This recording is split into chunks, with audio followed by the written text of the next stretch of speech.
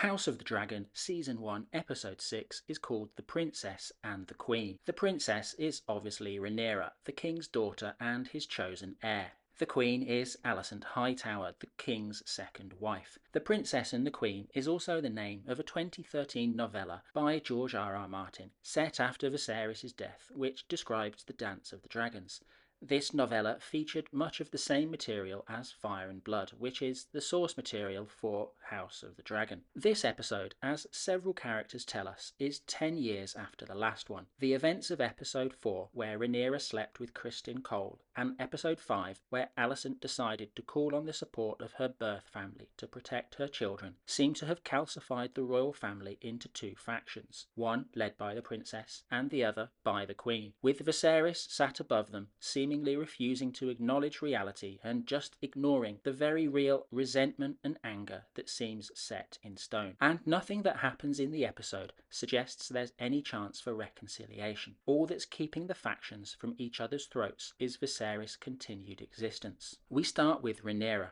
She's giving birth and fortunately gets through it relatively unscathed. After what happened to her mother in episode 1, I guess the viewer is waiting for something awful to happen. And the show does take its time with this scene, with the sound design particularly used well. But all turns out good. It's a boy, and we find out it's her third. An immediate complication is Queen Alicent. A servant brings a message. The Queen wishes to meet the new prince immediately. Obviously an unreasonable request of a new mother. Alicent still seems to be harbouring a grudge, and I like how my sympathy is being pulled back to Rhaenyra. Rhaenyra herself determines that the Queen will meet the new prince, and that she will take him. Her servants are in no position to argue with her, and as we hear the afterbirth squelch as it drops to the floor, they prepare her for the journey. On the way, she meets her husband Laenor, who wonders if his wife would like some support. "Yeah, actually I would," Rhaenyra says, with sarcasm that Laenor doesn't seem to pick up on. She wants to meet him, Rhaenyra says. They both know who she is, without having to specify. "I thought we were past this," Laenor says. I think the episode makes clear that Laenor isn't particularly interested in the power dynamics in King's Landing,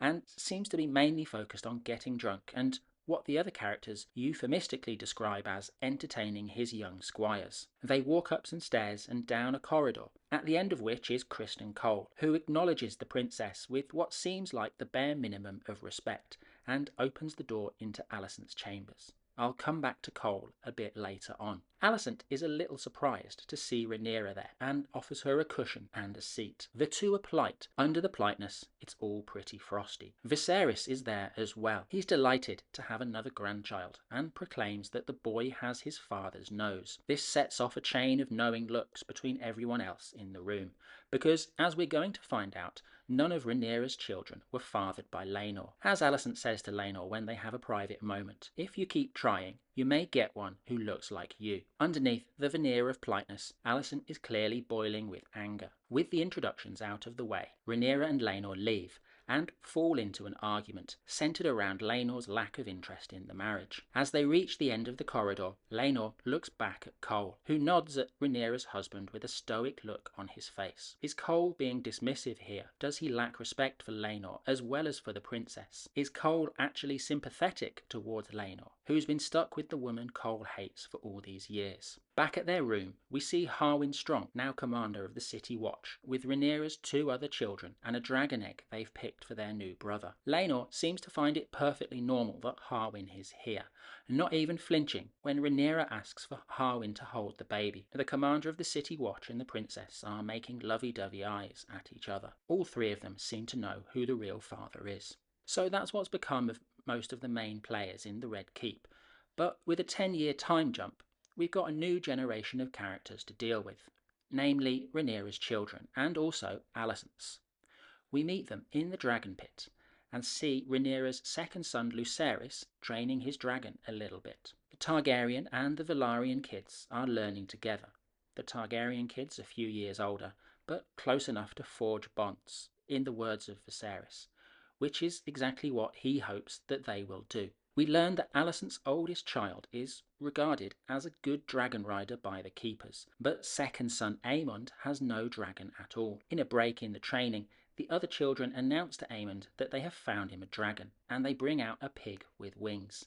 Aemond is crushed. We also meet Alicent's daughter Helaena, regaling her mother on the characteristics of insects. Alicent looks sympathetic to how neurodivergent her daughter comes across, while also looking like she's having her patience tested. Aemond runs in, interrupts, and tells his mother what happened to him on the dragon pit. He's clearly upset by the whole dragon thing, both on a short and a long-term basis. Alicent does the motherly thing, promises him he'll have a dragon. Helaena agrees. He'll have to close an eye. She's not wrong. In conversation with Viserys later, Alicent advocates for her children. Your grandsons are a menace, she tells him.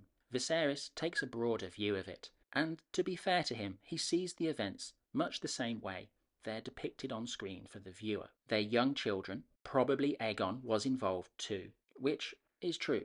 We saw that Aegon was involved in bullying his younger brother. Alicent is determined to use the day's events and steer the conversation back round to the long-term reason for her anger. It's a wonder their eggs hatched, she says, implying the bastardy that we find out they've discussed before. She sees 1 as a mistake, but 3 is an insult. Alicent feels that Rhaenyra has attacked decency himself by so consistently failing to get impregnated by her husband. 1 is a mistake. I think this is an interesting phrase. Alicent as a character has always come across as prim and proper and pious. Is she saying there's a standard in Westeros, at least in the aristocracy, where if you have 1 kid by cuckolding your husband, that's like a get-out-of-jail-free card that all women can play at some point? If that's true, then maybe the final and irreversible rift in her relationship with Rhaenyra is during the time jump and not the chat in the Godswood in episode 4. Maybe there's some alternative timeline not far from this one where their relationship is repairable, both their personal relationship and by implication the relationship between the factions. And I think a shadow of that opportunity of what could have been comes later in the episode. I'll say more on that when it comes. But for the moment, back to the conversation between Viserys and Alicent. Viserys goes on a long ramble about horses that's basically aren't genetics weird, if these characters knew what genetics was. Then he says that the consequences will be dire should Alicent continue to toy at these allegations. For me, Alicent doesn't seem to be toying. She's rather straightforward and pretty direct about it. When Viserys talks of dire consequences, I think he means, subconsciously perhaps, consequences for Rhaenyra and for himself. Staying with Alicent, she leaves Viserys and we see her chat to Cole. The two clearly have some level of personal comfort. They agree that the king knows about Rhaenyra's children. He just can't bring himself to face the truth of their parentage because of those dire consequences.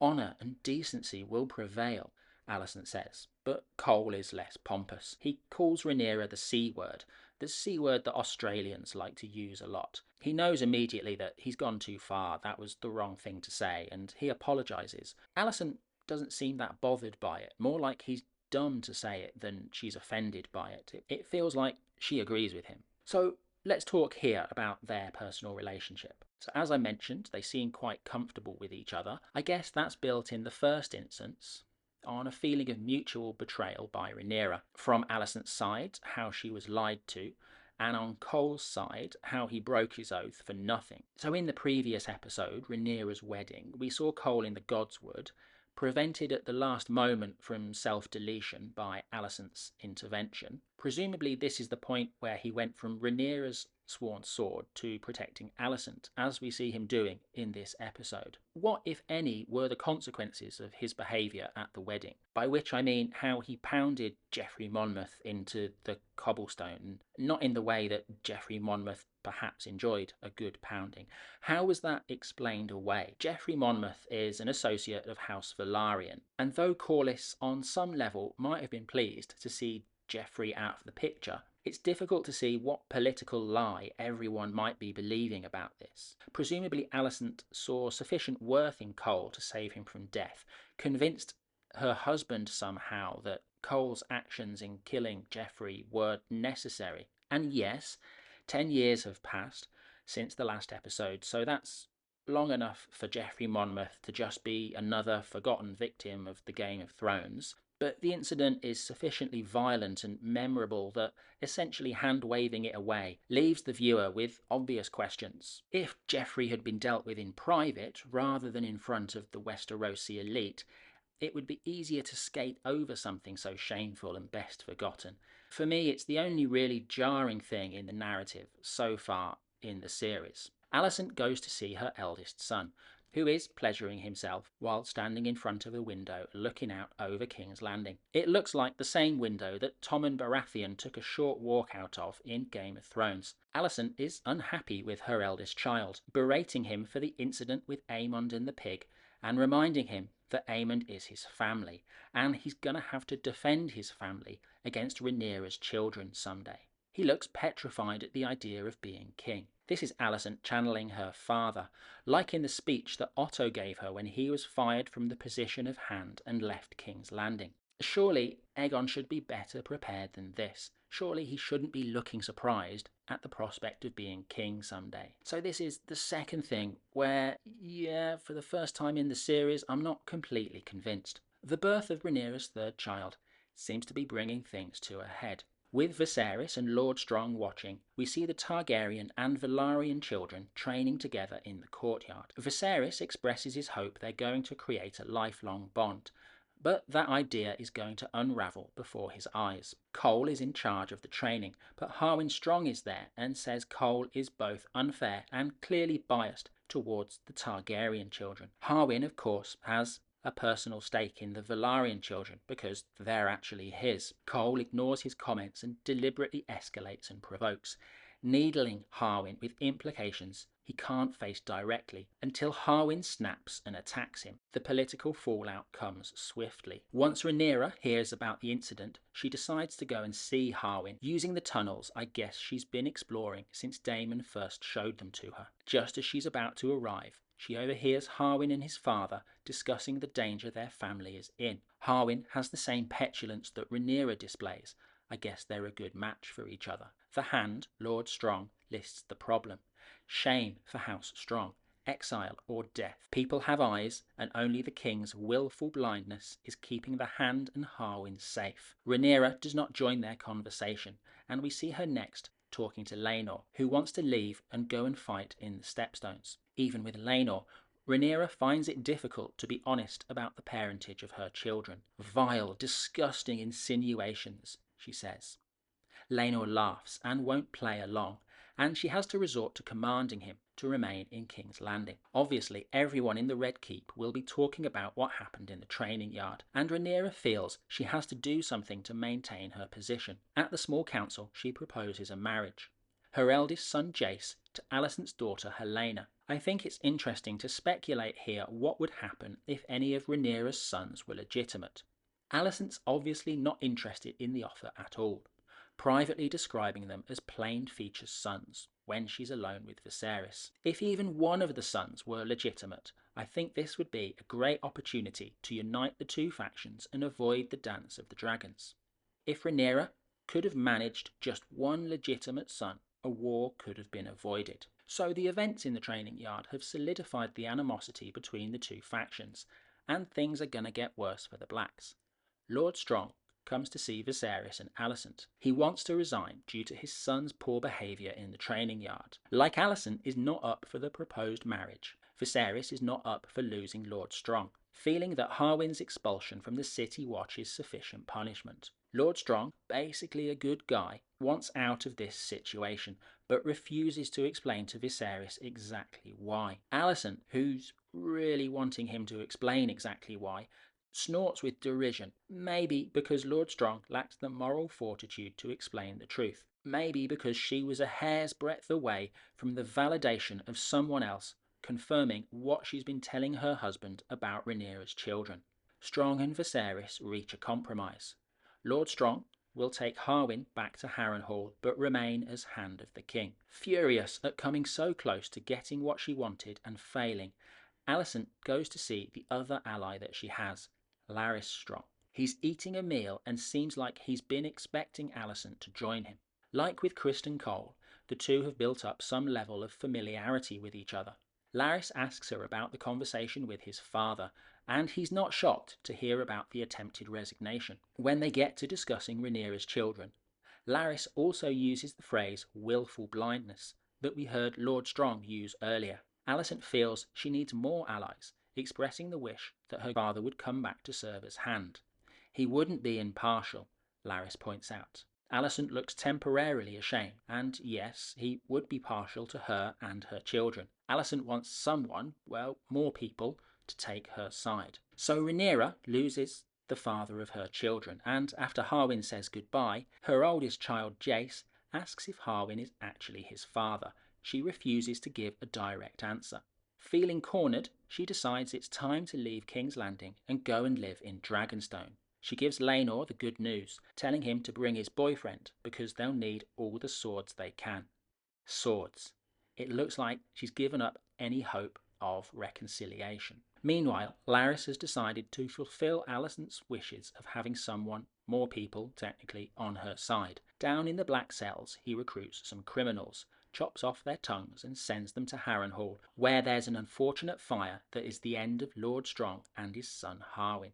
Alicent is shocked when she hears what he's done. Larys is dismissive, explaining Harrenhal is cursed, that judgment has been passed on his family, and that when the Queen makes a wish, what servants of the realm would not strive to fulfill it. Alicent is horrified, but the deed is done. So in King's Landing, the Greens have taken control of the capital, and the court politics have changed into physical territory. As Larys talks about children being a weakness, a futility, we see Viserys alone by a fireplace, kissing a ring on his hand, while a rat runs around the fireplace like a rat scurried across the floor at Rhaenyra's wedding at the end of episode 5. The rats aren't being dealt with in the Red Keep. Like Larys, they're allowed to stay and infest and damage what they touch. You know the right thing to be done, Larys says, but love stays the hand. Viserys can't bring himself to deal with Rhaenyra's infidelity because he loves Rhaenyra. Maybe the ring on his hand is Aemma's ring, Rhaenyra's mother. Maybe Viserys' love for Aemma stays his hand, and instead of dealing with the situation as his society expects, he indulges Rhaenyra and ultimately allows her to slip away to Dragonstone. And obviously, as these two factions nurse their grudges, there's a major player we haven't discussed yet, Daemon. He's not in King's Landing or even in Westeros. We first see him entertaining a crowd by flying around on Caraxes, accompanied by Vhagar, who's being flown by Daemon's wife. The wife is Rhaenyra Velaryon, who we saw when she was much younger, suggested by her parents as a wife for Viserys many, many years before. Rhaenyra is an adult now and has 2 daughters with Daemon, and she knows that she's Daemon's second choice at best. Daemon is enjoying living in Pentos, or at least he's enjoying the break from Westerosi politics. Daemon's attempts at playing the Game of Thrones have always been poorly thought through and counterproductive. We have dragons, they have gold, he says, talking about the offer that the Magister of Pentos gives them. It's a form of politics that's much less complicated than lusting after your brother's daughter. Rhaenyra wants to go home, as she's about to have a 3rd child. Daemon isn't up for it. He's enjoying reading about old Valyria and teaching his daughter to speak the language. Valyria is gone, he says. We don't belong anywhere. During the episode, they get news of Rhaenyra's 3rd child. Does he resemble Harwin Strong? Daemon asks. It seems common knowledge, but it does nothing to alter Daemon's attitude. He's in a bit of a funk. He doesn't want to go home. He never goes into the city of Pentos. Events force his hand when Rhaenyra struggles to give birth. Daemon is faced with the same choice that Viserys was in episode 1. Viserys chose to try and save the child, but Daemon does not, and allows Rhaenyra to have the dragon rider's death that she wanted. Vhagar, reluctant at first, does the deed, and Daemon becomes a widower. It's interesting that Daemon, for all his reputation, chose to respect his wife's wishes. And that's House of the Dragon, Season 1, Episode 6. The relationships between the two factions are not looking good, and with Rhaenyra's retreat to Dragonstone, it's difficult to see how they get better. Thanks for watching.